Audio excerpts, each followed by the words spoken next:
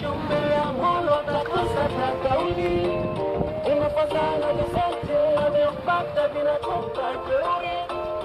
Unasahau kuna kesho mbele ya Mola utakosa kauli. Unajikea pumzi ulipia taada, umetumia ajira mafunzi umefunza vimada. Unajikea pumzi ulipia taada.